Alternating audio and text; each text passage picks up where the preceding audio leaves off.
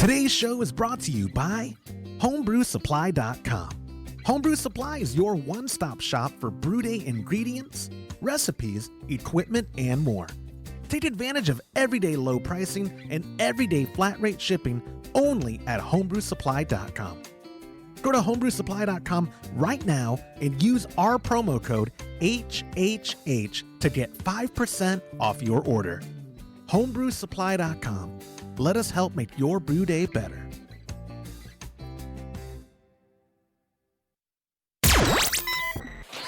Entertaining shows with content that spreads information and sparks discourse throughout the community. This is the Pearl Media Network.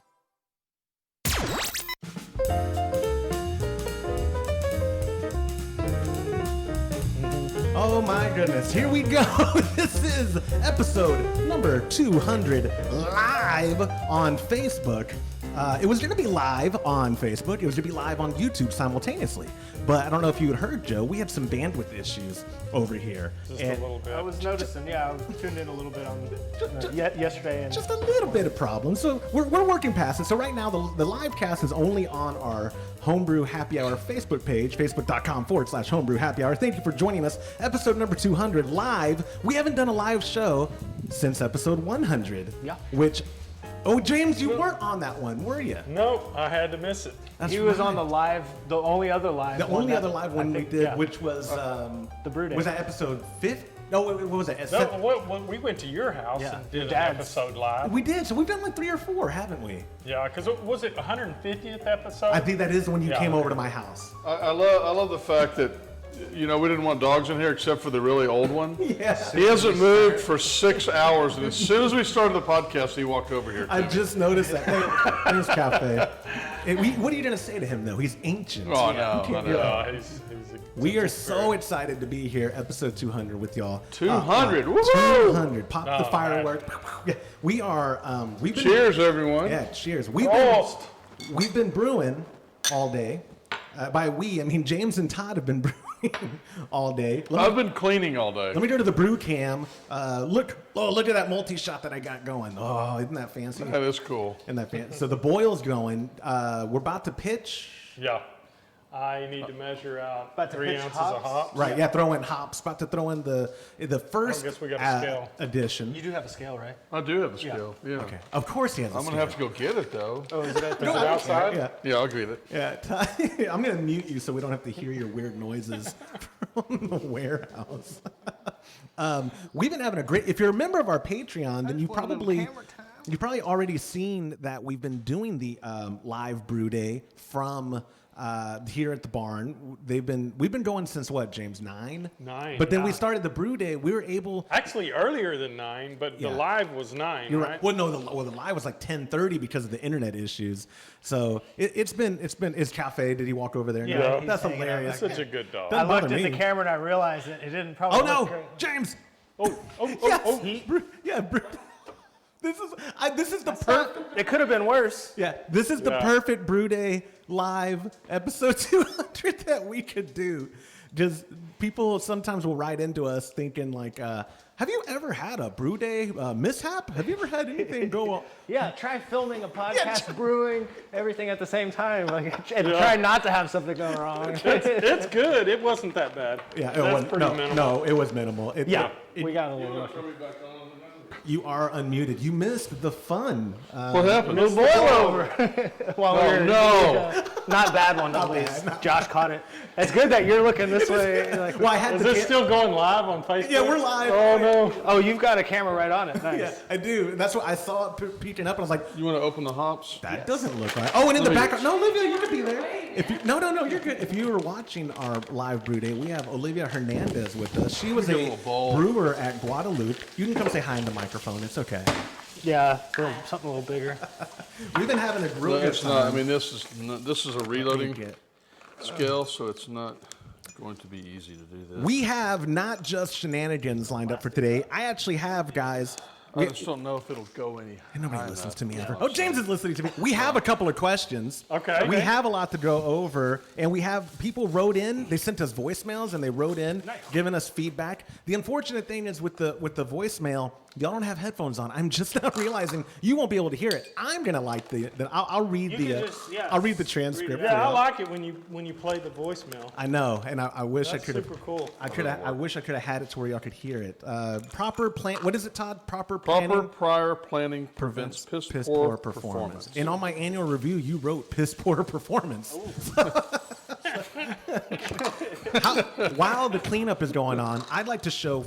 If you follow us on Instagram.com/Homebrew Happy Hour, I was just going off on Todd's Malt Stout. It is the Very sweet good. Malt Stout from Homebrew Supply. Holy I'll have to try it next, moly, dude! What did you pour? I got the Yingling. Nah, I think James brewed it, right? No, Todd brewed Todd it. Todd brewed that one too? Yeah. Nice. Yeah, and that's smooth. That's smooth. All of these are exceptional beers. I was saying during the live brew day how incredible Gracias. the selection is on tap right now. There's not a bad choice. Now, don't get me wrong. Oh, that that smells good. That Hefeweizen that I brought is my least favorite because of the style. But if you like Hefeweizen, it is true to the style.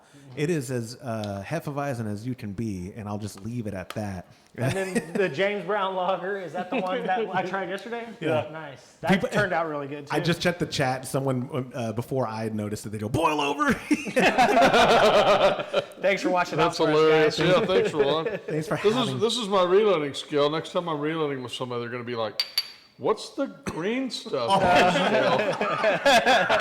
scale?" So real quick for the members, people watching who aren't part of our Patreon, our live brew day, we've been doing a revised alt beer that Mr. Carlson took diligent notes during our episode with Horst Dornbush last week. So go over the recipe just real quick. You don't have to go over, you don't have to do the whole edition, but what was you have your notes? James, Well, hell yeah, go James, go over the recipe for us.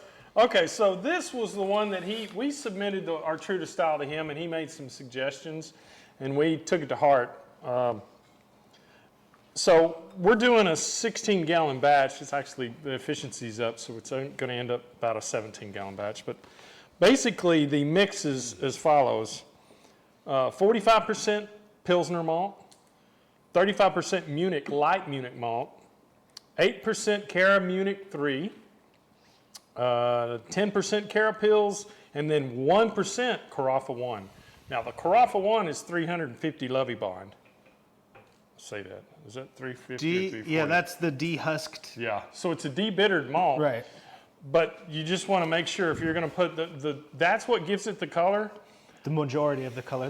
I imagine the Cara Munich adds a little bit. That too, but boy, more often than not, that Karafa 1, I actually use Karafa 2, I have used Karafa 3. But you got to really watch how much you put on that. 1% is all you need, because if you get any more than that, it's going to taste like a stout. And just be Did you start too a dark. timer? I have not. Okay, 90 minutes. 90 minute. Oh, actually, we've already done the 90-minute boil. We can do the 60 now. Okay. I like that. funny. Adaptable. Adaptable. Which this is, again, because it's live, I'm going to try to string it like we meant to do this or whatever. It was on purpose. Stuff like this happens. Yeah. That's every brew day. Nothing's perfect on a brew day, guys. So that's our mistake for the day. Yeah. hopefully. I guess one thing to mention, I think the really main differences from the alt beer as it was, as the true to style, to what his recommendations was a change from American Crystal to the Cara Munich, right? That's correct. We were using Breeze Crystal 40 or 60, I think 60, 60, to a Cara Munich 3. And I think that was really it, though, wasn't it? I think we were using black malt versus the Karafa. Karafa So one. American black malt versus German Karafa. So, And it because it's debittered, I can't stress this enough. If you want to adjust color with really dark roasted malt, but you don't want to add any flavor, that Karafa one's a good way to go because it's debittered. It won't give it that. I know we've all had alt beers around here, and they taste like stouts or porters. yeah, or look like, the one just, from that New Braunfels Brewery has a dark alt. Yeah. Exactly. It is very dark. It's like a porter. You know? Yeah, it is. And that was the thing when we were trying commercial alts available to us. There's not a whole lot of consistency in regards to, like, if you try, like, I think Alaskan calls their amber an alt. or The alt style. So if you beer. were to have that and then go to New Braunfels and then go, even And then go to Altstadt, Germany. and then go to Germany, you're like, wait a second, which one's the right alt Sure. beer? Where James would say it's Schlüssel. And he just gets Schlüssel, or they, I wonder how many Americans that's had an alt in the United States went there and said, oh, this is not alt. Right. How funny, like what we did when we were drinking. Schlüssel glass. Oh, James, yeah. you'll like That's that. Okay, right? Todd, what did you pour?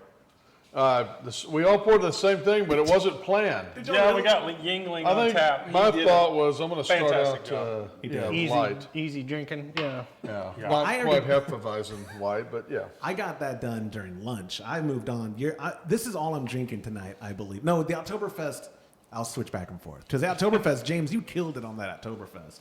Well, it's funny because I did 3 batches of beer and I was lazy and I just repitched onto the yeast cake from the previous fermenter. So I did the Oktoberfest, then I did the smash bills, and I just dumped it right on top of the old yeast. That's The hilarious. harvest or The harvest. Nice. And I got done kegged the smash pills.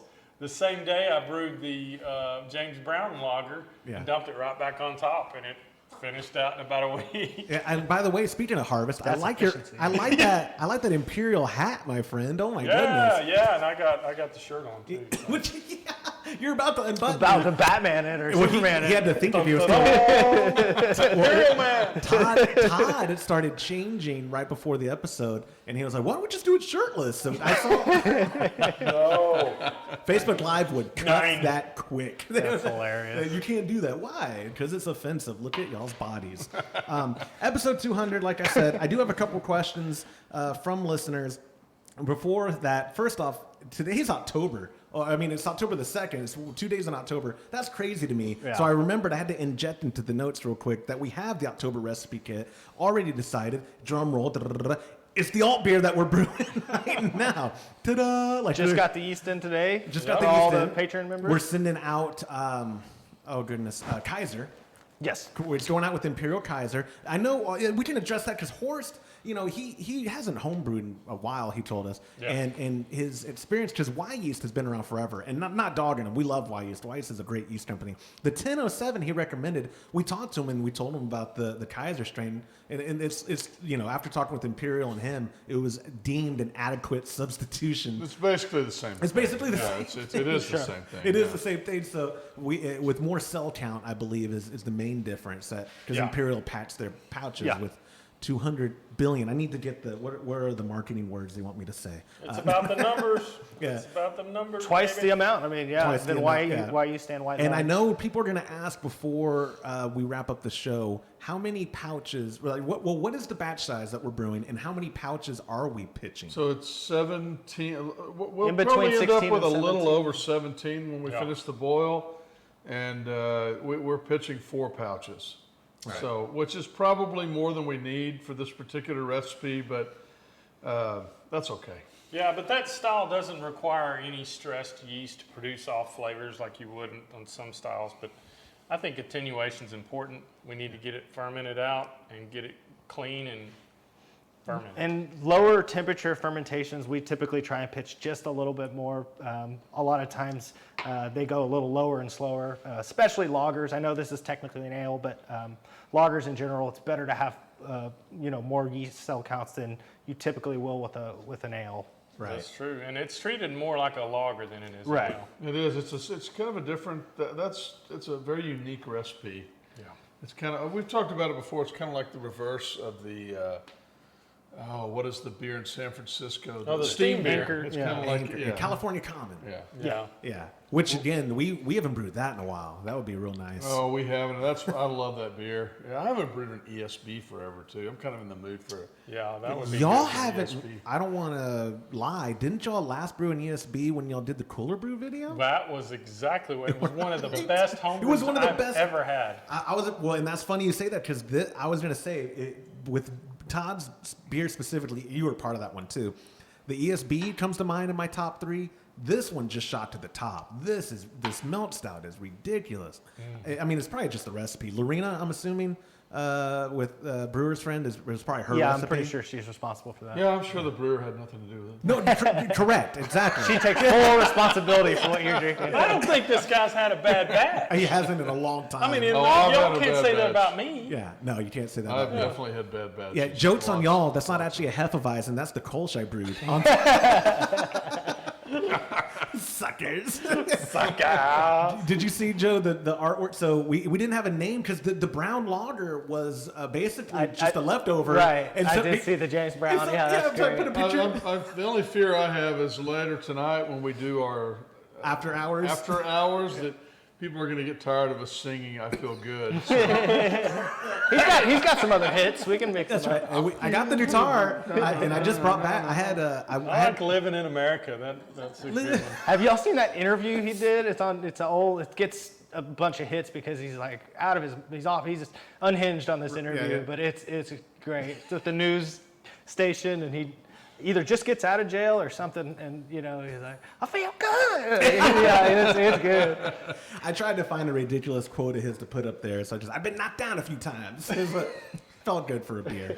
That's perfect. Anyway, so yes, Patreon members can get the alt beer revised, which, normally we test the recipes before we send it out. We had the alt beer guy give us this, so we felt This is alt beer 2.0. And this is like pure German malt. Exactly. Like it's all, it's like what you would brew We're with very in Germany confident. and alt beer. We're yeah. very confident the results are going to be there for us. So every member of our $50 will get it, and then qualifying members of our $35. And what I'm doing, if you've been a member of our $35 and you want this recipe kit and you don't want to buy the revised, because it's going to be updated on the website this week after this weekend. Okay, cool. So we're going to have it updated. So if you don't want to buy it though, and you want to get it as part of your thing, I will let you substitute instead of getting Skip a month. or I'll let whatever. you skip exactly. Let me, because I really think you'll want to brew it. Alt beer, I'm beating a dead horse with this group.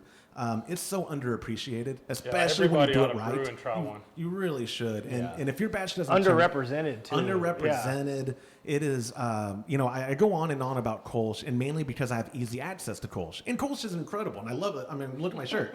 I'm a diehard. But when we opened that Schlussel after HomebrewCon, I was like, okay, I'm done with Kolsch. I could be okay with just this the rest of my life. Hey, there's nothing wrong with liking both. Yeah. So. Oh, well, that's the dream. Remember, I told Horace. That was the same one we opened here too. It is. The Yeah. last. Yeah. I told Horace he didn't call me a complete idiot when I said I wanted a brew pub with just Kolsch and alt.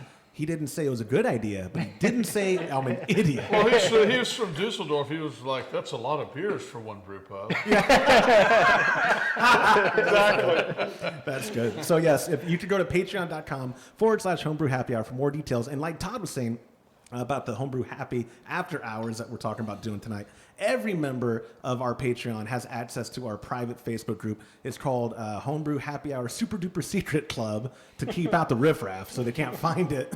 But if you just search for it and you're at any tier, you should get an email when you join. Like, here's the link for it. If you're like James and you don't do Facebook, I'm going to try to figure out how to simulcast it to YouTube and it not affect our bandwidth tonight. Yeah. That was the whole plan going into today, was we're going to simulcast to both. Right. Because we have 65-ish Patreon members, of which like almost 40 of them, or 40 something of them, are Patreon recipe receiving people. Oh wow! Yeah, the majority do the get vast recipes. majority. Yeah. I mean, it's a good bargain. Well, that's why they're doing it. I've told y'all, we've had a couple people tell me I don't care about your show. You can't hurt my feelings. Trust me. Read the your show sucks. I want the kid. If you read the emails I get weekly, you can't hurt my feelings, guys.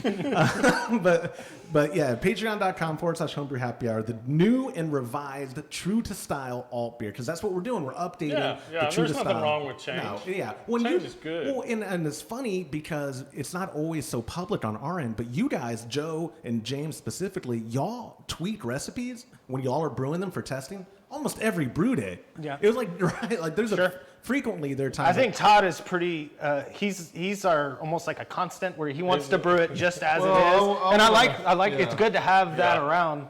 I'm always Don't trying mess to, with it. I'm like telling them, don't change it. We Yeah. haven't brewed this one in years. Yeah. We need to see how it tastes. And then we can change it. Right. It's so funny. Y'all are tinkerers, though. That's what Yeah. it is. It's like Yeah. never satisfied. Where I'm just old hat, lazy. Where it's like, okay, Froo is good. I'll just drink Froo the rest of my life. You want to change it up? You should dry hop. Like Jimmy in our Patreon group was like, you should use New Zealand noble hops on your next batch of Kolsch. And yeah, that sounds great. But the reality is I'm not going to do that. And he said, like, Joe would probably do it. And, you're right. Somebody twist my arm and brew in a Kolsch, maybe. Yeah. Boring. But anyway, so I have, let's do this. Let's do the first two questions, and then we'll do all the listener feedback where people wrote in so that Sounds we can good. go reminisce is what I had planned. Because a lot of people, I asked them, hey, if you want to text in, or leave a voicemail and let us know like your favorite podcast moment or episode from the last 200. Let us know. We'll play it on air and we'll send you a gift for it. So I picked a good chunk of them, which y'all reminded me right before we hit record and go live. I didn't send y'all any of these notes. Y'all have no idea. Yeah, it's all good. So let's get to the questions first. Our first one comes from Reggie, who used the submission form at homebrewhappyhour.com. And Reggie wrote, "Gentlemen, I will get right to my question. If you were only going to brew 5-gallon batches due to logistical reasons, would you rather use a grain-fathered spiked solo type of system or a spiked trio system? The 3-vessel system is considerably more expensive, yet yields the same batch size as the more affordable all-in-ones. What am I missing?" It's a great question. Yeah, it really is. So I'm gonna start it off with James. Oh, okay, Todd. He was pointing at you. Todd, y'all always are brewing on 3-vessel systems. I don't know if you have a bias. It's not a fair question for me because I haven't really brewed a lot on the all-in-ones. I've certainly brewed on them, but I just like the 3-vessel system. I like the flow of it. I like the quality of the beer. And the one thing I would say is if you're buying it and you think there's a good chance at some point you're going to end up brewing larger batches, and it is hard to ramp up to a 15-gallon batch with the all-in-one. In fact, right now I would say it's not you could go to 10-gallon maybe, right?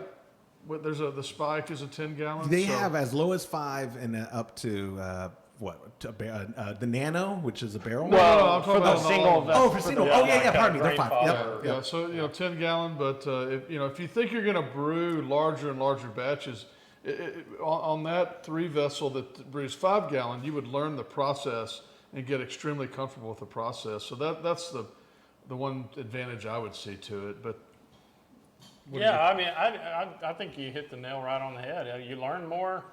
It's you have a little more. My thing, and I brewed on a Grainfather for years. And the one thing about brewing on the Grainfather, it's a fantastic machine. Don't get me wrong, and they've made it better with the Wi-Fi connectivity. But sparging the grain bed on a Grainfather is kind of, because you have to take a separate vessel and you have to put it on the stove. You have to heat that up. Yep. You have to lift the basket up, rotate it, set it in place, and then pour hot water over the grain bed. And with the 3-vessel, you just hit turn a switch hit and a move a pump hose, switch, and plus I feel I like there's more to do with the 3-vessel. So it really feels like you're really brewing versus an all-in-one. But don't get me wrong, all-in-one's fine if you don't have the space or the budget. You can make really good beer with an all-in-one, but I just prefer a 3-vessel Herms. Yeah, I would second pretty much everything that's been said. If you want to try and get like as close to pro brewing experience, the 3-vessel is going to be the closest you can get. If you do, like Todd mentioned, ever plan or ever foresee yourself being able to upgrade to 10, 15-gallon batches, then you'll probably, if you're going to make an investment, it would be best to do oversized, and that way you don't have to buy a whole nother rig, a year or two down the road. But again, to James's point, I love brewing on the Grainfather and the Anvil Foundry and all the other ones that are similar, mash and boil. So it's just, again, it depends on what your circumstances are. If you've got the space, if you're in an apartment, then the all-in-one is going to probably be the best bet. Yeah. And you can also fine-tune a 3-vessel system because of the controls versus, like, we had a viewer chime in that his particular all-in-one was 5 degrees off. Well, there's no way to correct that. You can't calibrate the temperature probe. So, that's a product issue more than it would be on a 3-in-1. With a controller, you can set those PIDs dead on. You can calibrate them.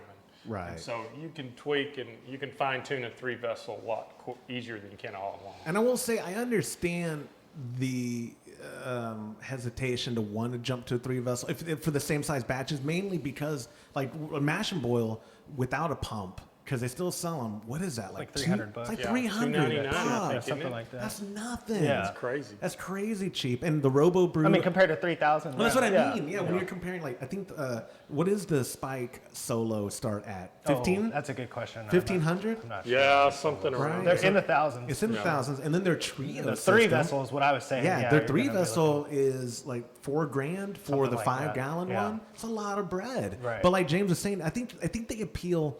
Like, even though homebrewing is as super niche as any hobby kind of is in 2020, Sure. there is still super duper niches within our niche of people who want perfection, and they want to brew like the big guys brew, and they want to learn the ability, because I'm doing 5 now because it's my capacity, but I'm going to be brewing pro in 10 years, or I'm going to, I mean, hypothetically, right? That's every homebrewer's thing. Is I'm like, going pro, yeah, man. I'm going to open my own brewery now. When I started buying musical equipment during COVID lockdown, my wife was like, "What's going on?" I was like, "The band's getting back together." That's great. And now I'm playing music at a church. But she was just like, homebrewers do the same thing. Like, Sure. every time I bring equipment over to my dad, my mom's like, What is going on? "We're going pro, Mom. It's the brew pub. Start Putting the band back together. yeah, exactly. Tell her that too. We're gonna have a live music brew pub, Mom." But I mean, I wish, obviously, everything we say on the show, James is very transparent about. We have our own opinions and biases on stuff. Like, if you have the means of the 3-vessel, it's. I think you like it. Yeah, I think you'd like it. Like, it's very Their enjoyable. motto is the buy, or at least Spike's motto is the buy once, cry once. Yes. It's like, if you do, have that within your budget, like, you're not going to have to really, look at upgrades. Well, and I at don't know any if you point. mentioned this because I was messing with questions and stuff. Did you already mention that the controller would allow you to upgrade just the kettles if you had the? And I would, capacity-wise, there's yeah. a good chance that you're just looking at swapping out kettles Right. because the controller is the biggest expense. Right. So as long as it has the amp rating for the bigger burners, Right. and it's the same voltage. Right, then- which then you're talking about, it's not as big of an investment if I'm scaling up Right. down the line, Right. as Yeah. opposed to what the all-in-one. But always go bigger if you can afford it, because then Right. you're not having to buy stuff again later on. Exactly. Oh, that's why Todd, my dad and I brew 10-gallon batches now. When I remember to ask Joe to make a 10-gallon batch for me to a recipe kit, and you were trying to get me, or you want me to get a CF15 from Spike. I was Yes. like, but we don't need it. You get the CF15. Like that. But we only do 10-gallon batches. You're gonna do 15 one day. Get the CF15. It wasn't even an option. I was like, whose money am I spending? What's the timer at? Oh, we're checking on brew. Yeah, I forget that we are doing actual We're brew still day. brewing, right? Yeah. Yeah. Move over. Look at that brew cam. All right, let's. What is the timer? We may need to weigh up. You're good. Did it break? No, We're at 40 minutes. Okay, in 10 minutes we got to add 3 more ounces of hops. Okay, and then what's the next question? All right. Yes. Question. Beat that one to death. like that. Okay. Rude. All right. Question number 3 comes from our buddy Lisa, who used the submission form surprised it didn't break. at homebrewhappyhour.com. Lisa wrote in saying, "What is the most important factor for achieving?" You're not even listening to me, Todd. Most Okay. important- Yeah. No, Joe's listening. Todd's like, "Let's get to this second question." Oh, I'm sorry, 4 ounces. I didn't let him weigh it out because he's not going to hear it, and then he's going, "What'd you say?" I didn't hear the question. I heard everything you said, but I forgot now because you started yammering on. Okay, tell me.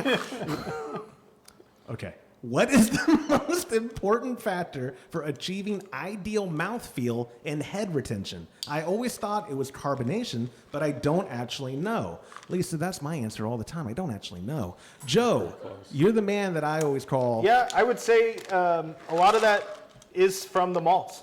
Carapils, Carafoam, those are 2, even wheat malt, like white wheat malt. Those are all pretty well known for head retention. And then as far as mouthfeel goes, that does depend on some other factors. It depends, I think, a little bit on the style of the recipe. So New England IPAs, for example, have a very soft mouthfeel, typically speaking. Yeah. And a lot of that does come from the flaked wheat and the flaked oats and that kind of thing that gets used. So, I mean, a lot of it does boil down to the malts and not only the carbonation. I think that if you're an all-grain brewer, you can create a lot of the mouthfeel in just where you mash.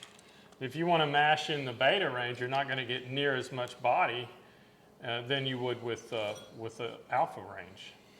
What can a extract brewer do, Mr. Carlson, is there anything rather that an extract brewer can do to, like if they have a batch or a recipe kit that they're buying from us, and they call in and they say, man, I love doing this, American brown ale, but it's just the mouthfeel's not quite there. Is there anything they can do besides step up to all grain brewing? Yeah, Joe just mentioned Yeah, it. you Perfect. can add an extra half pound or pound of flaked barley would probably do the trick. Wonderful. That'll add that I don't know what barley has, that gives it that mouthfeel. I think the flaked has a lot to do with it. It's just kind of, I guess it softens it up. I don't know. Yeah. I guess maybe I'm not technically I saying don't know the right vocab. technical term for it, but man, it tastes good in your mouth. Would you agree that a lot of people have the misconception that if their beer doesn't have mouthfeel, that, I must not have it carbonated enough? Do y'all get that question a lot where people think it's an undercarbonated beer causing a lack of head? I don't know about that. Yeah, I don't know if I get that question too much, but it does seem like a plausible question. Right. I mean, I could understand somebody wondering 'Cause that. And it may be, it may be undercarbonated, and that's why Yeah. it doesn't have that crispness, or that little bit of carbonation bite to it. Yeah. But, it's not only that mouthfeel and the overall, how it hits your palate is not only a carbonation factor, there's lots of factors. Todd, you're giving me a look. Are you ready to throw in the hops? What was that? Oh, no, not yet. No. Lactose. No, we got 10 minutes. I didn't mean to 10 give- minutes. Was I giving you a look? I'm Oh sorry. my God! Yes, I'm going to show you on the replay. No, it wasn't that. You were giving me the move, like the Lactose is another ingredient that a lot of people use in, stout, the Yes. milk stout, Oh, and even New England IPAs to get that kind of soften the mouthfeel. I think it's supposed to help a little bit with that. Maltodextrin maybe too. Don't quote me on that. It's live. Too late. Oh, yeah. No, it definitely can do it, but it's also going to add a little sweetness too. Yes, indeed. So that is. I used to use when I first brewed. I used maltodextrin for that very use. In fact, my buddy Eric, he loves that. So every time he was like, "Oh, add that stuff in there." Yeah, I was like, you don't really want it in every style, I don't necessarily can't see a align Pilsner them. with that. Yeah, exactly. I don't align mouthfeel and like dryness, or like sweetness versus dryness, and like a soft mouthfeel versus like a crisp finish. Yeah. I do think they're similar. Like if it's a dry beer, you typically notice a crisp, dry, clean, crisp finish. Whereas if it's a sweeter beer, it's going to be a softer mouthfeel usually. And it could also have a little to do with the, like on a stout, you're not going to carb it as much as you would a Pilsner. So it can add to it, but Sure. I think the base to that question is ingredients and mashing profile can do that. Which again, not to push people into a certain thing, but when you're all grain brewing, it helps you to have the most control over Your malt bill. and Your over entire the grain end malt. product And the mash temperature. the mash temp, sparge. all of that, right? Yeah. So when people are talking about getting that exact thing they want from a recipe, do you start with, are you all grain brewing? Is that kind of like, that's where you have to start, right? Yeah. Yeah, I mean if you're all grain brewing, it makes it easier. Yeah. If you're extract brewing, you can still attain, maybe not quite to the same preciseness, but you can still get the general gist of what you're shooting for, in my opinion. Absolutely. So I only took those two questions, and they were kind of softballs, and I'm glad they were kind of softballs because I didn't send them to y'all beforehand. James, tell us the levy bond thing that affects it now. That would have been good. I've done that to Todd once, where Crunch the numbers in your head. You got 5 minutes. and this is live. No, but what we did do, like I said, we solicited a bunch of feedback and I didn't put in at the Homebrew Happy After Hours, depending on how much I drink between now and then, It'll be a lot. I'll read, yeah, it will be a lot. I will read the hate mail we get as a segment for our Patreon members, because I think some of it's funny. it'd be entertaining. I think some of it's funny. What it boils down to is like, oh, you think you're so funny. I'm like, yes. So it's all directed to you. Yeah. Now they understand me. Yes, obviously. And who is I don't it? know. I get some hate too. So we all do, but it's a lot of it's around me and the stupid things I say. But what we'll do, I'll save the voicemail for the last one. We had a bunch of voicemails, but some of them were not. We'll play them tonight. So I chose one, but I'll read them. And what we can do is also just kind of reminisce and elaborate on the memory that they're talking about, and as opposed to us having to bring our own information to the table. So starting from number one, our buddy Troy. No, he was the voicemail. Do you have speakers for it? I don't. That's what I was thinking about. You're just going to read what they said. Yeah, Okay. and I was thinking about last minute. Well, the people on live and the podcast will hear it because it's coming through the board. Perfect. That's all that matters. That's all that matters. Yeah. So that's why I'm saving it for last. Yeah. And it's very complimentary towards James and Todd. Nice. Yeah. Where are we out on time for the hops? 3 3 minutes. minutes. Perfect. Okay, so Lance, our buddy Lance, Patreon member Lance, wrote, I might be kind of crazy, but I really enjoyed episode 199. I could have listened to y'all talk with Horst Dornbush all afternoon. The one thing that sets y'all apart from the other brewing podcast is the way y'all communicate in a way this old country boy can understand. Y'all keep up the good work, Lance. Well, James, you're fluent in country Bless boy. your heart. When he wrote that, I was like, yeah, James speaks fluent country boy. Yeah, I have a rather thick accent, I've been told.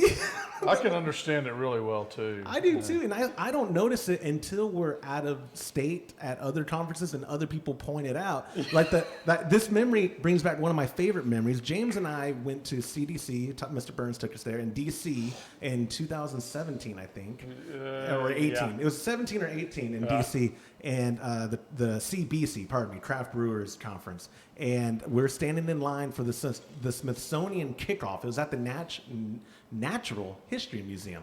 I know exactly And what you're talking about. you and I are just Yeah. small talking about nothingness, and these people in front of us, we're almost to the door, and they turn around and they go, "Where are you from?"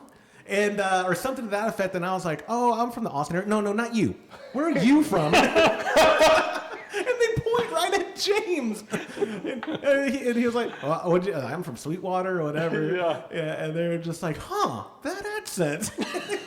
That's great. That's one of my favorite memories of all time, because afterwards, Yeah, because you could hear them. We were walking. They were walking behind us. Yes. And you could hear them talking about us behind us. That's what it was, behind us. Thank you. Yeah. That's what it was. You're right. They just like, "Yeah, where are you from?" And when I answered, they're like, "No, we don't. Not you. We don't care where your speech impediment's from. We want that guy." The funny thing is the whole by the time they were going where we were going, Yes. and they walked with us throughout the whole museum. They did. We had really good Yeah, conversation. they were really nice people. A little abrasive, but nice people. Yeah, you know, Where are you from? people either love my accent or hate it. There's no middle ground. There's no middle ground. That's hilarious. I live with this But every day. Lance is very active in our Patreon. Thank you for submitting that, Lance. The next one, it was a random number, but I looked up the area code. Todd, you tell me who you think this was. Best episode was number 99, even though you could barely hear what the English guy was saying. That was episode 99 is what we did with Muntins with Jason Challifer, who I know, Jason, that was you who wrote that, who sent that in, because it was in Massachusetts. No, you're talking about Phil. Yeah, Phil's Phil the and Englishman. Jason, right? Yes, The yes, one we did with yes. both of them? If Phil's the English guy, and I know that had to have been Jason who wrote that. That's hilarious. To us. And I was like, I was reading that. I go, I have to look up what was episode 99. Oh yeah, I had to rewatch it. You could understand him. Phil's he's a fun guy too. yeah. At trade shows and stuff. I'll never forget the shirt that he wore on the 4th of July at a trade show. That what do you remember? All English flag. Yeah, it was Union English- Jack. It was a suit, a Union Jack suit. It said Happy Traders Day. Yeah. Oh, that is what it Oh, said. yeah, I forgot about that. That is what So it said. there's two outfits he had, because you remember the one day he walked in with the three-piece suit. Right, It was a right. Union Yes, Jack suit. Yeah, Happy Yeah. Traders Day. We did. Oh, we're 4th all on of time July. because I feel like that's been 3 minutes. Has it been 30 minutes? Yeah. Let's we just probably- say it is. Okay, I'm gonna switch over to Yep, Brew we're King. right there. See? We were 15 seconds short. I hope that didn't mess up the batch. Hey, don't I'm tell gonna get a Horst. refill. Yeah. Man, Yeah, look at that. you can imagine, guys, this short English guy in a suit and tie, and it's all Union Jack. It's like somebody made the suit out of a flag. They're so much fun. And what I also liked about the Muntins interview, or what reminded me when I went back to go check, when Jason texted that in, I was like, what was episode 99? First off, I feel like we just recorded that, Todd, but your barn wasn't finished at that time. Right. And we recorded it right here in an empty room at a little card table, and we shoved, I think you were here too, I was Joe. here. We shoved 7 people or whatever around this card table with just microphones. I had that old board that finally gave out on us was there. It just reminded me like how long ago 99 episodes actually no kidding. was. 100-ish, weeks. I mean, what was that, like a year? It would have half ago? A year? I mean, Oh, that had to have been 2 years it was ago. over 2, and mainly Really? because there's also some weeks we didn't do episodes. Like when my Okay, daughter had that her, makes sense. when my- Because I was yeah. thinking if we do one a week, I mean, Yeah, I it would be guess 52. 50, yeah, I guess Yeah. that's true. So time Time is going by faster time and faster, man. flies. It's crazy. Yes, Oh it my does. goodness. So thank you, Jason, for submitting that. Rob wrote in, say, hey guys, I wanted to let you know that the show became much more informational once James got added as a full-time host. Nice. I have learned a lot from his insight, and he adds a lot to the program. Keep it up. I emphasize that, but I think he emphasized that as well on there. James, I told you get love mail all the I time. remember the first episode Clay and I did. We did 2 episodes did. the same night.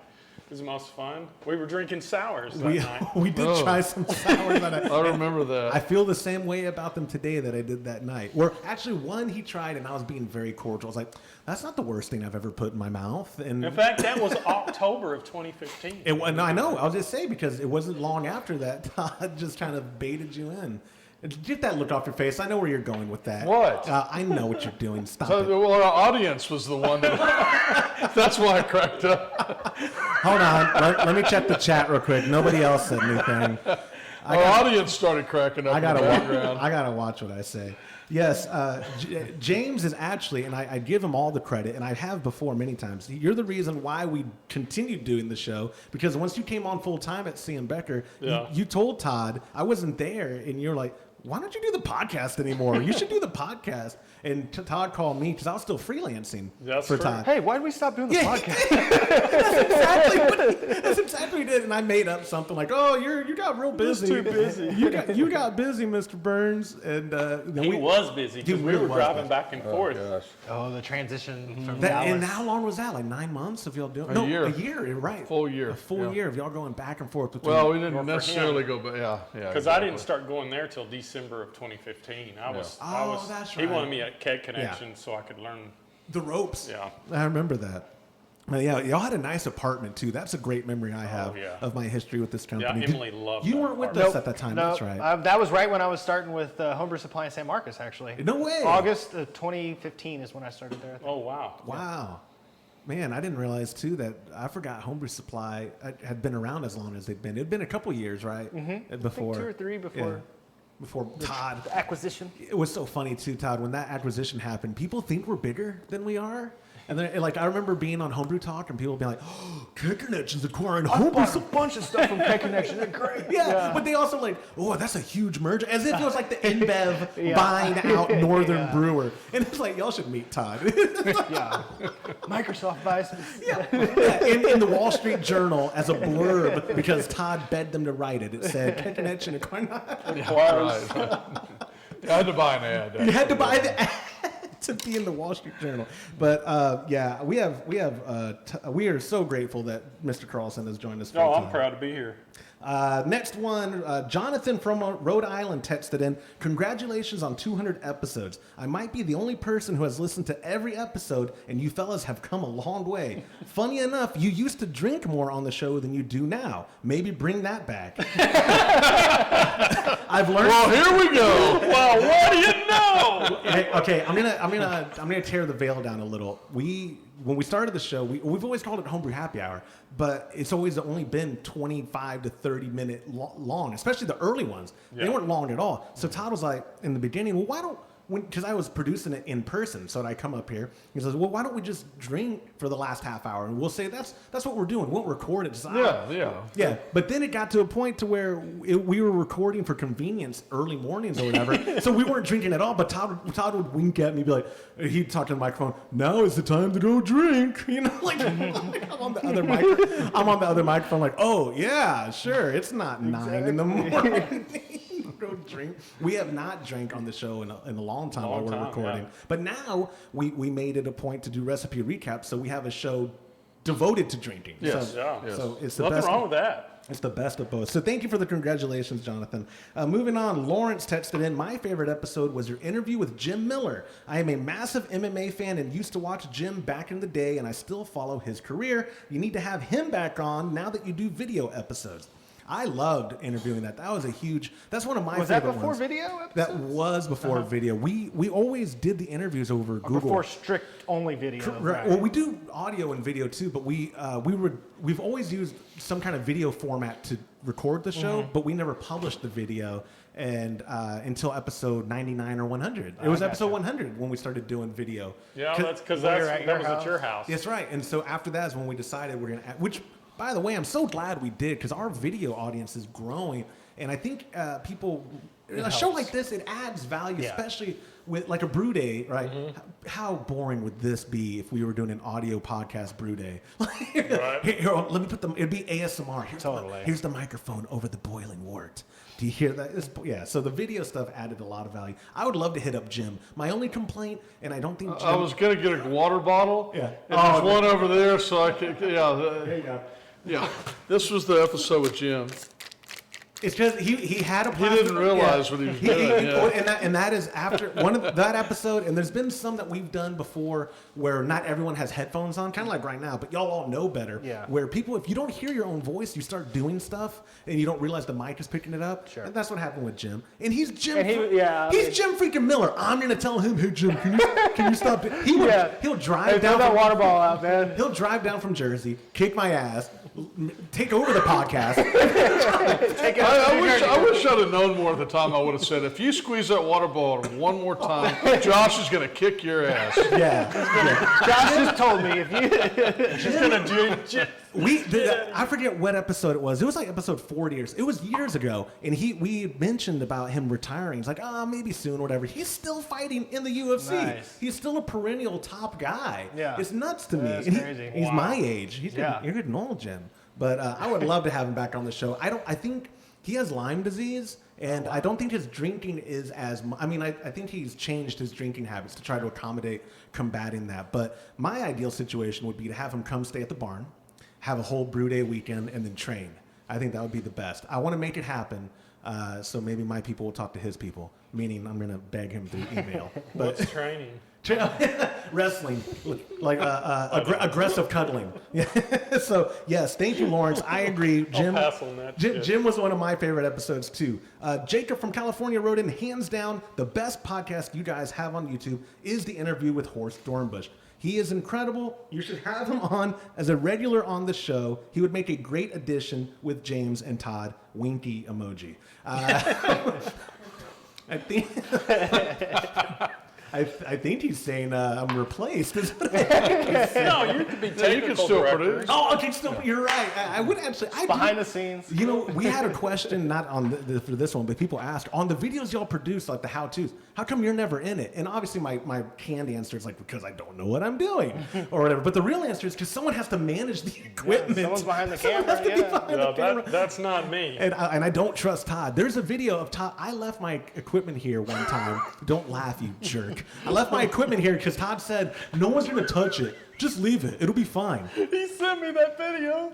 The next... I told everybody you can't show this to Josh, and then I had too many beers one night and I had to show it to him. The next night, you jerk, his friend comes up. They're drunk as a skunk, and he's like holding my $4,000 cinema camera, and he's like, "Oh, don't mess with this." But he accidentally unlatched the V-mount battery, and it just goes and just crashes in the ground. Thank God it's made like a brick house. And the look on your buddy Eric's face, like, Y'all can tell y'all messed up. It's Todd narrating in the background. That's so funny. Y'all are the worst. Who needs enemies with friends like Todd? Oh, God, that was funny. You know what? I hate to be rude, but I have got to go get the. I've got to get everything so we can start cooling this down a little bit. We got to put it in. Okay. We still got to do the whirlpool. Yeah, put it in so we can do the whirlpool and all that. Yeah. Sanitize Well, it you're and gonna come. You'll be back. I'll be or- back. Okay. Yes. You'll be back. I'll be walking by with the equipment. Okay, I'll mute you then. All right. So let's move on then. Mitch from California wrote in, congratulations on 200 episodes. I listen every week during my commute to work, and my only suggestion is that you should put out more episodes than you already do. Just kidding, but you guys really do make the end of the week more enjoyable. Thank you. We've talked about doing, but that's why recipe recap. I was going to say, that's the idea behind that. That was the idea behind that. And More content, but maybe not just more of the same. Exactly, and COVID sort of put a hamper on it from being able to get content. But now that we have so much beer on tap, we're about to have a lot more episodes in the bank. We had also some gear technical difficulties on a few episodes to where it's like, oh my God, we're about to get new shows out, and then the audio's corrupted or whatever. But didn't your motherboard go out? yeah, oh my God, This is a new workstation. Right. It's nice. Right? Yeah, it is. But we have talked frequently about doing that's why we started doing longer shows. Right. We started doing the longer shows so that Closer to an hour, right? Closer to it. Now it's the Homebrew Happy Hour. Yeah. We're trying to get, we really like doing content, and it hasn't necessarily been, it's not hard to put out more content. It's just, it's time consuming, and we want to make it valuable. Well, we all kind of have our own schedules too, a little bit. So yeah. No, that's gonna make it. I'll move it over there to that camera so they can see what you're doing. I mean, I'll have all the cameras up. But yeah, we certainly appreciate that you enjoy consuming us, because Todd still is not convinced that people listen to us, or that they find like they every week are tuning in. I have to show them our downloads. Like, no, it's for real. So thank you. I think HomebrewCon is a good indicator of people that watch our show. You're right. That is our crowd. HomebrewCon is certainly our crowd. Yeah, it's crazy how many people come up and. I know. Well, that's right. They This love the year in podcast. Nashville, we were going to do a meetup, Right. and then we didn't. So next year, yeah. San Diego, fingers crossed that it goes as planned. Sure. And we'll have a big old meetup, and That'd be sweet. We'll figure something out. But yes, thank you for writing in. Okay, Ivan from Wisconsin. I've been a fan for a year now and just joined your Patreon. Thank you, Ivan. I can't wait to start brewing every month. Have you ever considered trying to sell the Patreon through Kekenetchen as a Beer of the Month club? Because I think you probably could. Regardless, I joined because your podcast has been so helpful for how I brew, and I hope you continue to do more podcasts for many years to come. Thank you for joining. First off, I don't, What does he mean by that? Sell the Patreon? I think, here's what I got from it. I think he means it like, have we ever tried selling a Beer of the Month membership Through the Patreon? through the retail, through Homebrew Oh, Supply? yeah, that's something we thought about, like Yeah. a subscription. Yeah. Like you had kind of thought of that. We had Early before, on, yeah. And we actually, I think we still own the domain. I don't remember the name that we called. BeerRecipeKits.com. We own a crap ton. Yeah, we yeah. own a crap ton of Yeah. domains. But what was the name I was going to have for it? Called not Brew Crew. That's Marshall's thing. And what was the name? I had a name for it, but by the way, it was basically that. That's how our Patreon Kind of the recipe thing was, because Todd was like, well, if people want to brew every month, give them the option through a Patreon, and we'll make it worth their while, because the pricing would be basically the same. Granted. And plus the shirt and the hat, there's Yes. other little perks you get, Yeah. not just the ingredients. Right, and granted though, I would argue we might be better off selling it through the retail space, because we wouldn't have so many processing fees like through Patreon Right. if we just sold it. But we've been happy with it. The Patreon recipe receiving groups have grown so much. Sure. And That's a fantastic value. right. I'll just and I think we're pretty receptive to what people's feedback. Like before, you didn't have a choice, and granted, this month we're giving everyone the alt beer because it's kind of a special. But they still thing. have a choice, I guess, to skip it. Yeah, you're right with that. But like we had people write in like, oh, this month I really don't like Hefeweizen or whatever. Sure. And 9 out of 10 times we're like, okay, well, how about between you could choose between this or this. Right. But then we started just offering options where it's like Two different pretty recipes. different Yeah. recipes where it's not like just 2 different IPAs. or Right. whatever. Yeah. Yeah. Like the pumpkin versus that Guinness. That's it. Exactly. Mix it up a little bit. Right, But they're both pretty good during the season, That's exactly how we're Right. trying. And I always come to you first. I'm like, what? Both of you actually. Where I'm Yeah. like, what what should we do for this time of year, and yada yada yada. And so like we always welcome feedback if people are like, oh, I would join, but if you offered more of this, and we've even had people give us feedback that we're kind of looking at into 2021 of doing different tracks of like, hey, do you like IPAs? Join this specific Patreon like tier, niche, and you'll get that's what you'll get is a choice between IPAs. Or if you just want German law. I mean, I don't know how far we're kind of on paper with it, but spitballing. But I think that could go well. Because there are people who would be like, oh, I'm going to join this track, and then like, oh, maybe next month I'll change it to this track or whatever. And we're just trying to figure out the logistics. I mean, honestly, even if we could almost have like a hand, like not more than a short list of recipes that we could just let people choose. Exactly, from. That may work, and that's what it may evolve into for 2021. Is just like this month it's. Yeah, you get to choose between these 10 or something. Yeah, exactly. And I'm currently working on, because right now we're also trying to streamline the way they get it ordered, because we, the quicker people respond with what recipe they want, the quicker we can get the yeast ordered. And Imperial's great about getting it to us. Yeah. But we try not to ship recipe kits out at the end of the week. Well, that's the thing, is like Imperial will only deliver on Fridays because they only ship on Wednesdays with 2 days. So it's like we're going to get the yeast in on Friday and we're going to try and get it out the next week as quick as possible. Exactly, because if we send it out on a Friday, it's going to have a 1 day delay. At least 1 day delay in a warehouse. And as we're getting cooler weather, it's more acceptable, but we try to ship Monday, Tuesday. If we can, it's crazy because this last couple months we've actually ran into, like, as soon as the orders start coming in, like there's one ingredient that we've just nearly run out of, and it's like half of them, and it's already on the way, but it's not there until Wednesday or something. Right. So it's like it's been a little weird, but we're getting there. Yeah, we are getting there. Another hop? Oh, at the end, the flame. It's always about Todd. He just comes in, takes over the show. What do you want to talk about? Am I still muted? You're unmuted. Huh? I am? Yeah. Oh, happy October, everyone. Oh, yeah. James, damn good Oktoberfest. Thank you. I think every one of those is solid. Mm-hmm. That was, all right. So moving on, because I still have a bunch, and y'all's time is so valuable. Moving on, William from Austin wrote, Joshua, you live right down the road from me. When are you starting the Homebrew Club? I love the show and hope you make it another 200 episodes and more. I hope we do too. I've been trying to tell my dad we need to start a Homebrew Club, but there are a bunch in Austin. Don't wait for me. You could join SAS, South Austin. Zealots? No, Zealots is a different club. Well, that's what I'm saying. Zealots is the club. Yeah. Fun group of guys. They are. And, that's the biggest one. They are. They're huge. Aren't they one of the biggest in the country? Very well. I would say they're, I don't know the top whatever, but they're up there for sure. I've partied with those guys. They're at every Homebrew Con with a huge booth. They've got they're one of the biggest booths at Homebrew Con every year. They've got for Club Night 30 different styles on tap a lot of times. And the great thing about Club Night, not to go too off track, but speaking of Zealots, at Zealots booth, there's always really good beer and there's always really bad beer. Yeah, there's like some super experimental stuff that or just stuff that's not my alley. And I totally don't mean bad like a lot of sours they do. Yeah. Well, I mean bad as in that is the night to experiment and share that with people. Absolutely. Where it's there's this ridiculous pizza beer exactly. we had in Rhode Island. And they had a clam beer. They did. Oh, well, I mean, there's oyster stout is a pretty common style. For who? Professional breweries. Wow. Not my style, but I don't even like oysters. We had a brownie stout where they actually baked a brownie and put it in the fermenter.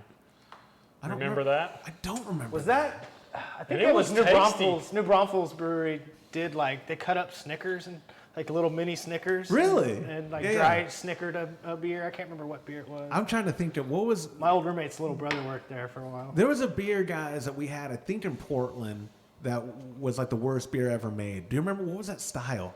It was one. We talked about it for that week of did you try that? Oh my God, yes, I tried that. I don't remember what it was. I do remember a really, really, really bad one. Really I can't think of it. And it wasn't even a weird style. Yeah. Remember? I can't remember what it was. And we didn't even brew it. But was that the same one? It was right after that really, really good brown ale or it was something? The same one. Yeah, Northwest brown ale or something which was phenomenal. Yeah. Those guys, they put coffee in it, I think, if I'm not mistaken. It made it have a little coffee. They'll tell us. It was so good. It was, they got to do it with, not Murphy's. I forget the commercial. Was it? Yeah, they won a On a contest pro- on on it, a pro system. or they ended up winning with that beer and Yeah. brewing it on a pro system Right. after. That's- It was oh, wow. phenomenal. Those That- are cool contests. And I really that was like one of the those. best beers I've ever had at a homebrew con. It was phenomenal. Yeah, it was. All right, so next comes from Adam, who wrote in, "Gentlemen, congrats on 200 episodes. How long did it take to get there, Joshua?" Winky emoji. "I remember on your 100th episode, James saying that the episode with Michael Corkish was his favorite. What's your favorite now after another 100 episodes? I love them all and can't wait for new episodes each week. Prost." Well, James is over there starting the whirlpool, but I can tell you, now his favorite is also a German. Yep. Horst. Horst. That was Oh, awesome. ironically, they were from the same city. They're both from Dusseldorf. Yep. So, yeah. Yeah. Yeah, that was a really cool episode. My favorite is probably the one we did at your dad's at Brew That was Day. so That was fun. just awesome day. You know? Yeah, that was fun. What happened to the video on that? Well, we have the video. The audio is messed up. Well, we have the video podcast because we did it live, and I was able. Yeah. I hate you guys. No, it wasn't. The podcast was fine. The brewing No. was fine. It was afterwards. I didn't record 90% of the audio. of the Brew Day audio. Right.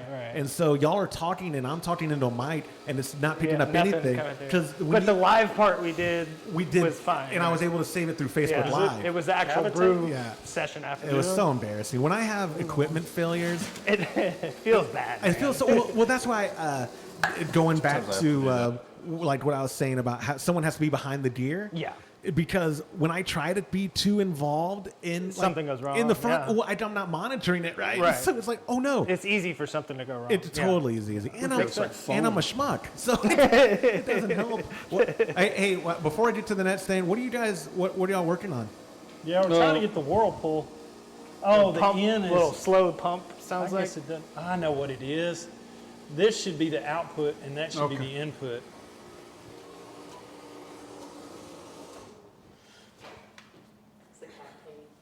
Yeah, it's the bottom one just shoots straight out, so it's sucking from the top and shooting straight. Oh, into you the- got them reversed. I see. Yeah. Okay.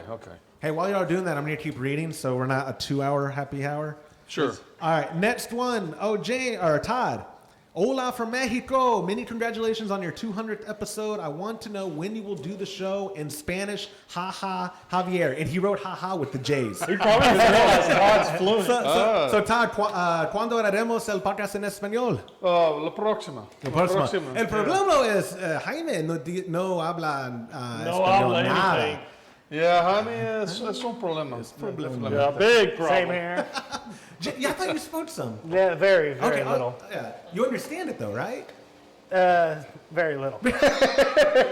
You do like the pitito, pitito. Yeah. Una más cerveza, ¿dónde está el baño? ¿Sí? Yeah. Go hide in the bathroom. That Adam Sandler album, the ¿Dónde está la biblioteca? Yeah, I love. I would, Yeah, it's working now. We did, Todd. Remember the interview we did with Andreas?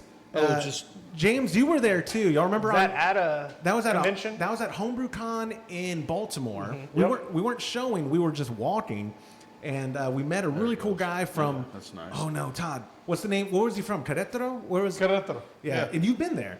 I have, yeah. So Like Querétaro is a wonderful city. Old beautiful. colonial city, right? Like It's like one of brick, the like colonial city. They have the most incredible, colorful tile roofs. yeah. On the like on the cathedral, the churches. And they have yeah. a big beer festival. He was telling us. He's been inviting us.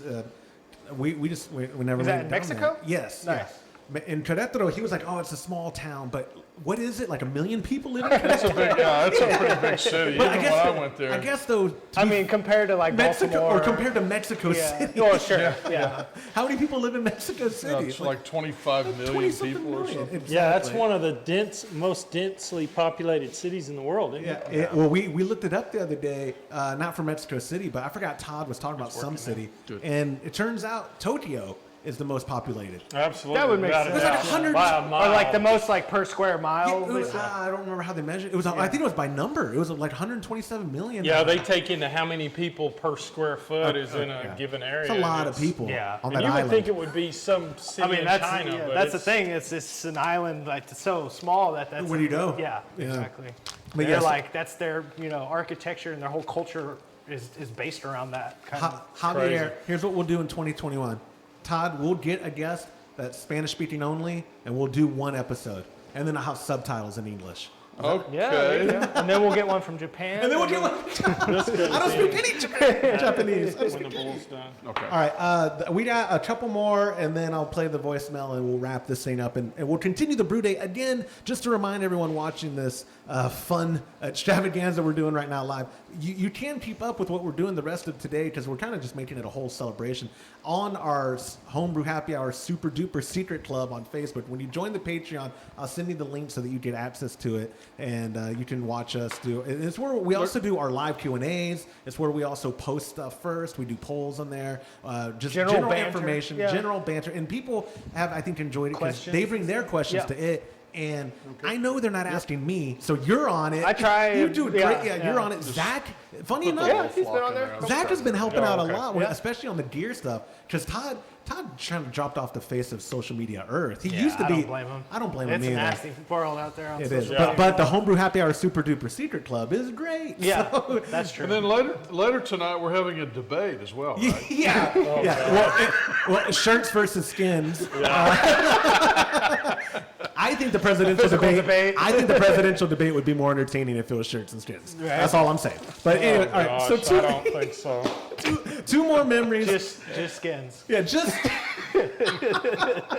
What? All right. So Thomas wrote in, one of my favorite memories of Homebrew Happy Hour is when you brought James. Wait, no, I don't want to read. No, when you brought James on as a regular guest. The show was great before, but he adds so much. I also remember when the show ended up back on my downloads after the hiatus. I was so happy that it was back because I thought it was never going to return. Keep up the good work. Here's the 200 more. Cheers, Thomas. Thank you for the Cheers. words. Thank you. Yeah. cheers. I have an empty glass. To 200 more. Cheers to 200 more. Yes, the hiatus was a dark, dark moment for Let us. me get you a beer. That's the Yeah. least I could do. I would love that. How about not? Did you see that Okay. comment earlier? Oh, that's badass Willie Nelson candy. Oh yeah, I wonder, something about what does it smell like? Oh, one can only guess. James, hold up that candle for that main camera right there in front of you. Todd has had that for many, many years, but I've never seen it lit.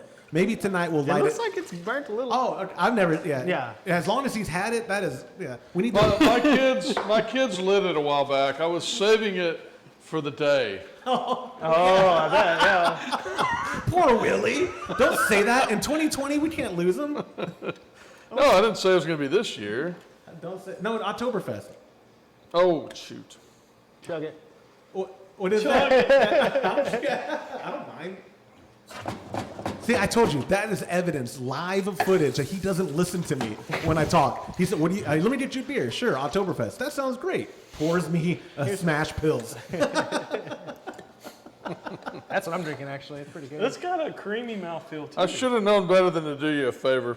Oh, shut I up, mean, it's pretty dry, though. dude. Yeah. James, I do have it's like a good. little after, almost like a little bit of, but I think it's supposed to have a little fruitiness. Like, It is. Yeah. The hops I use, the pearl. Thank It you. has You're that. welcome. Dude, that is cool. kind of a Yeah, buddy. sweet tang a little Yeah, bit to it's it or got something. kind of like a little, like a Apple pear. pear. Yeah. finish. Last memory before the voicemail that y'all won't be able to hear.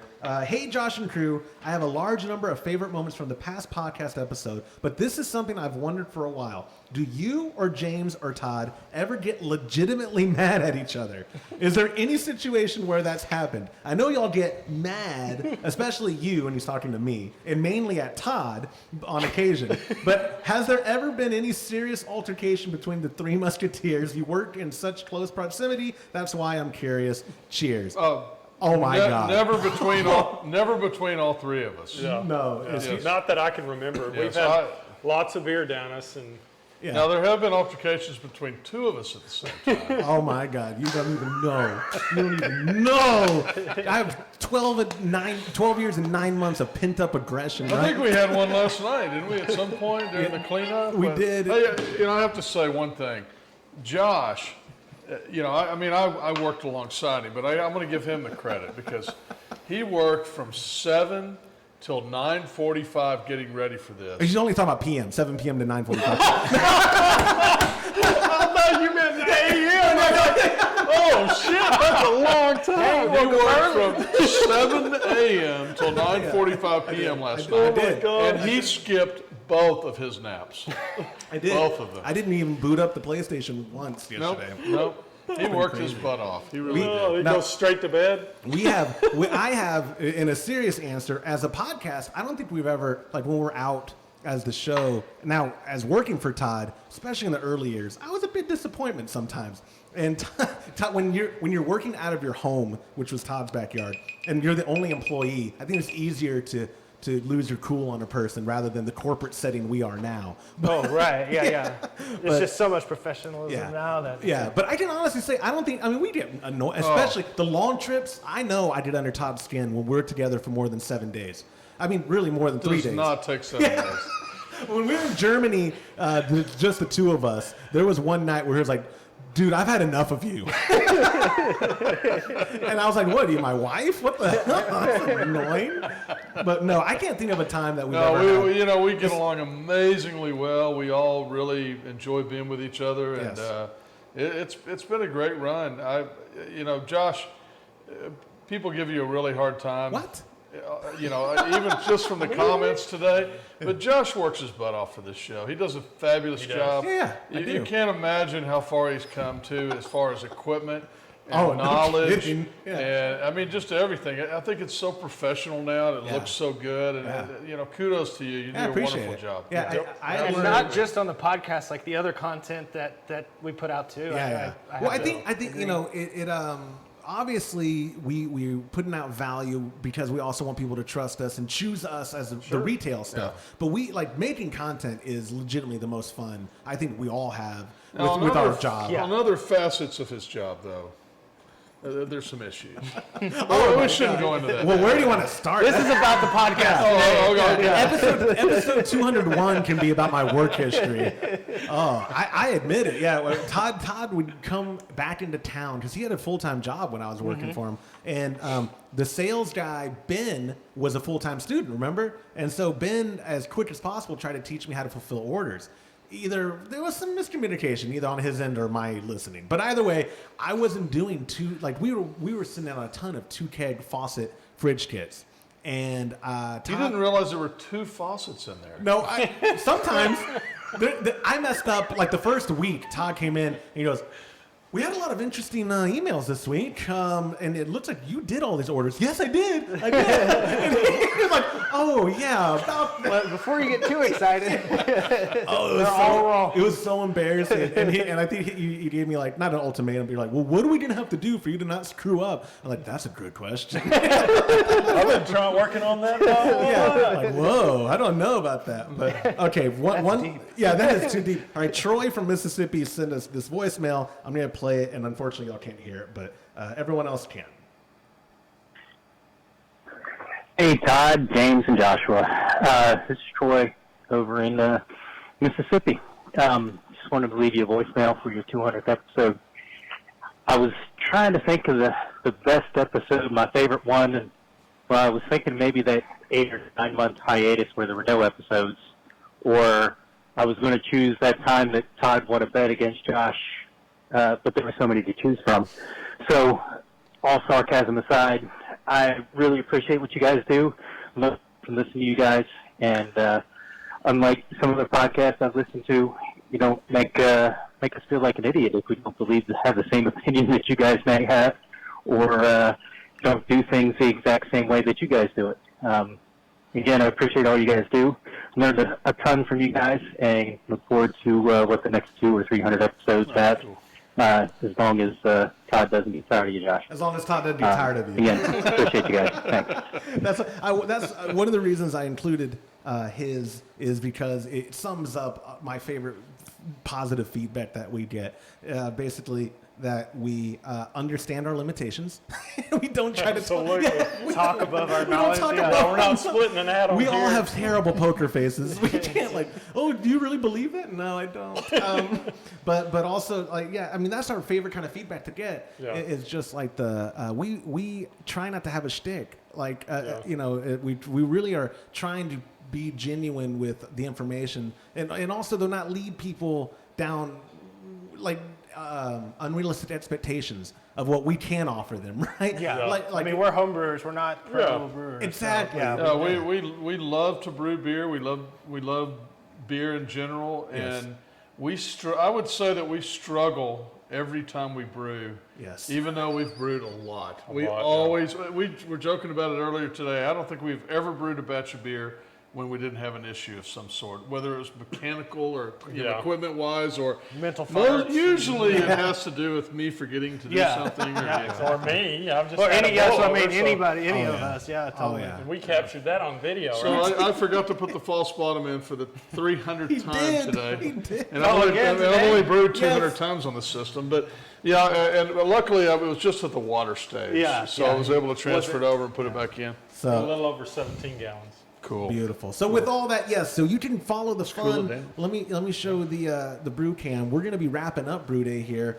with the chilling of the wort coming up, and then that we will do a Homebrew Happy after hours. I don't know. I was thinking like 9-ish.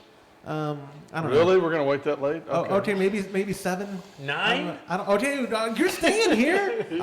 I want to get you. Yeah, but I'm probably going to be in bed by 9. I want to get you. We're gonna have cigars. It's gonna be. We'll do the bed cam with With the Sharpie. I don't think that's legal in Just Texas. sleep with your shoes on. That's legal grounds for Sharpie. Yeah, that's right. That is true. So, guys, one more cheers. Yep. Congratulations to all of us for 200 episodes. Way to go. And cheers to 200 more, my friends. Cheers. Right on. And that will do it for this episode of the Homebrew Happy Hour. If you have a question you would like us to discuss on a future episode, y'all can go to homebrewhappyhour.com and click on that submit a question link at the top of the page. Or now you can call or text them in by using 325-305-6107.